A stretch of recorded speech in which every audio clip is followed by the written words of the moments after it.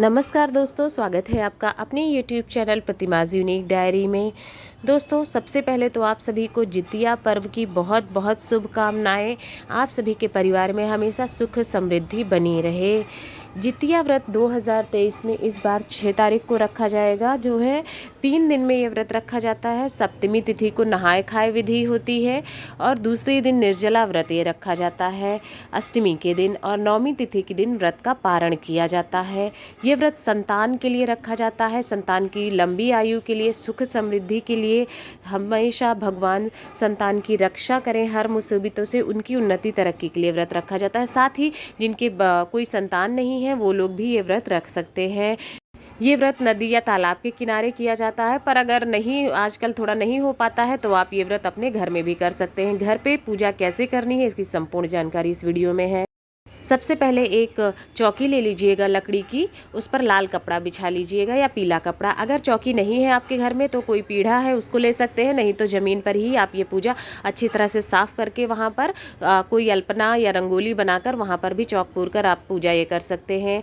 इसके बाद आपको लेने होंगे तुरई के पत्ते, लेने होते हैं। यहाँ पर तुरई के पत्ते अगर आपको मिल जाते हैं तो बहुत अच्छी बात है, 5 पत्ते ले लीजिएगा। अगर तुरई के पत्ते ना मिले तो आप उसकी जगह पर पान के पत्ते या फिर केले के पत्ते ले सकते हैं। तो थोड़ा सा मुश्किल होता है तुरई के पत्ते मिल पाना, मिल जाए तो बहुत अच्छा, ले लीजिएगा। उसके बाद आपको जो दूसरी चीज़ होगी, सबसे पहले गणेश भगवान को छोटे से आपके पास मूर्ति हो उनको स्थापित करना है पान के पत्ते पर।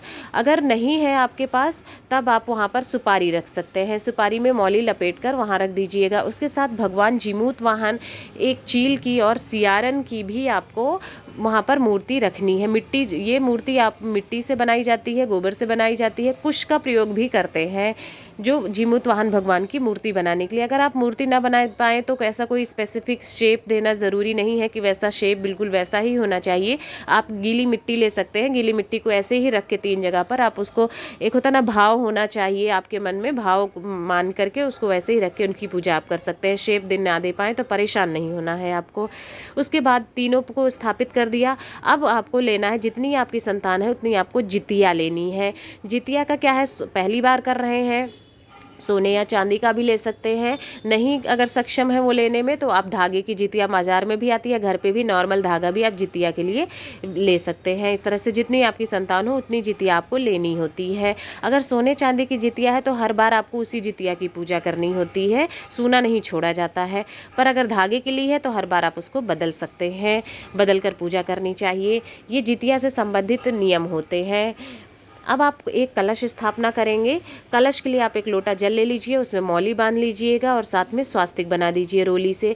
अब उसमें आपको थोड़ा सा हल्दी डाल देना है, हल्दी का अगर खड़ी हल्दी है वो डाल दीजिए टुकड़ा, रोली डाल देना है, अक्षत डालना है, सुपारी डाल दीजिएगा और एक सिक्का डाल दीजिएगा, कोई भी तरह का सिक्का। साथ में फूल डाल देना है उसमें, ठीक है।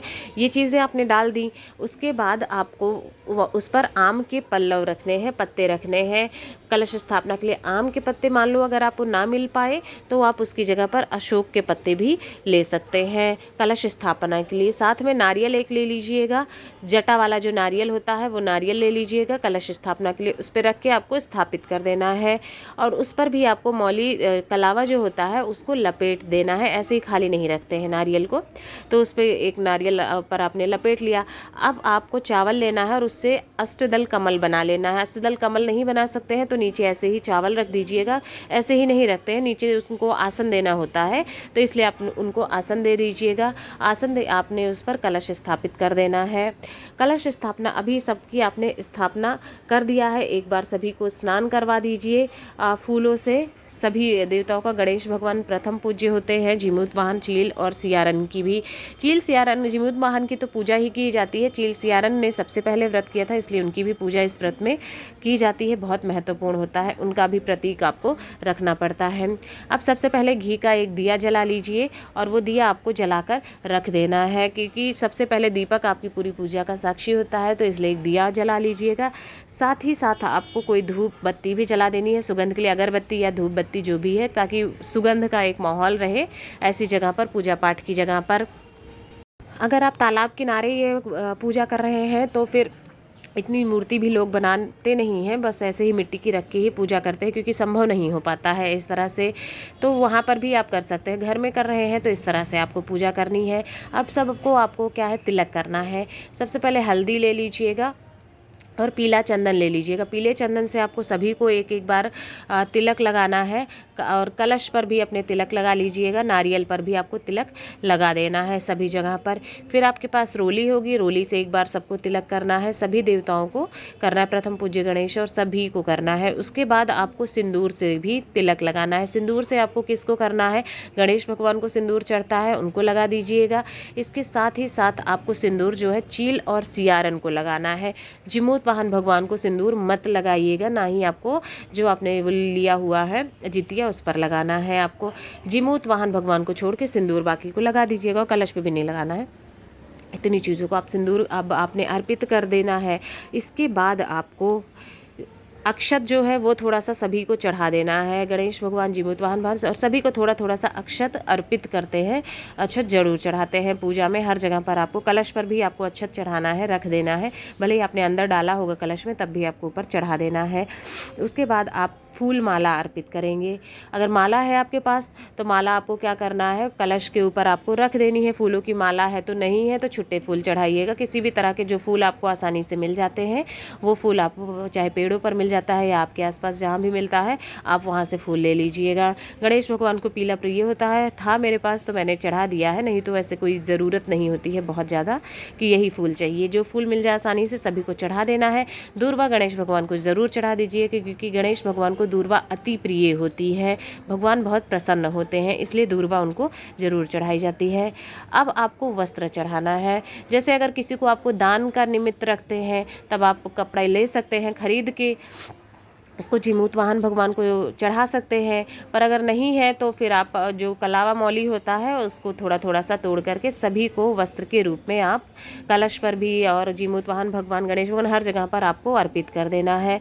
साथ ही साथ जनेऊ जो है वो आपको गणेश भगवान को जरूर लेनी है और जीमूत वाहन दोनों लोगों को जनेऊ जरूर चढ़ानी है। उस पर थोड़ा सा हल्दी लगा दीजिएगा। ऐसे ही कोरा सफ़ेद नहीं चढ़ाते हैं।